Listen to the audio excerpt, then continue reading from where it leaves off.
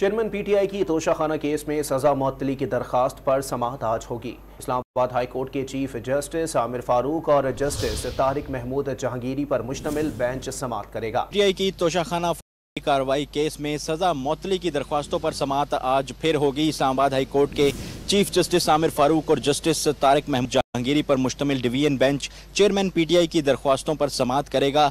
गुज़िश्ता समाअत के हवाले से आपको बताएं तो गुज़िश्ता समाअत पर इलेक्शन के वकील अमजद परवेज तबीयत नासाजी के बाइस अदालत में पेश नहीं हुए थे और उनकी जानिब से गुज़िश्ता समाअत पर अपने दलाइल मुकम्मल किए जाने थे, ताहम वो अदालत में पेश नहीं हुए थे और मावन वकील की जानिब से अदालत को बताया गया था कि अमजद परवेज की तबीयत नासाज है, इसके बाइस वो आज पेश नहीं हो सकते।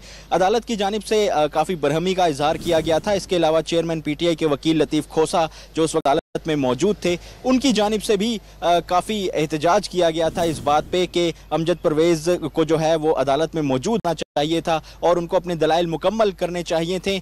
थोड़े से टाइम के दलाइल रह गए थे, ताहम अदालत की जानिब से कहा गया कि हम पीर तक इस समाअत को मुलतवी करते हैं। अदालत की जानिब से पीर तक समाअत मुलतवी की गई और आज दोबारा ये समाअत होगी। अदालत ने इलेक्शन कमीशन को हुक्म दिया है कि अगर अमजद परवेज की तबीयत ठीक नहीं होती तो मुतबादिल वकील का इंतजाम करके चेयरमैन पीटीआई की सजा मुअत्तली की दरख्वास्तों पर अपने मुकम्मल करें ताकि अदालत जो है वो किसी हतमी नतीजे तक पहुंच सके। जी, इस्लामाबाद हाई कोर्ट में दरखास्त पर समाअत कुछ देर बाद होगी। अपडेट कर रहे थे उमर तापड़नी, आपका शुक्रिया।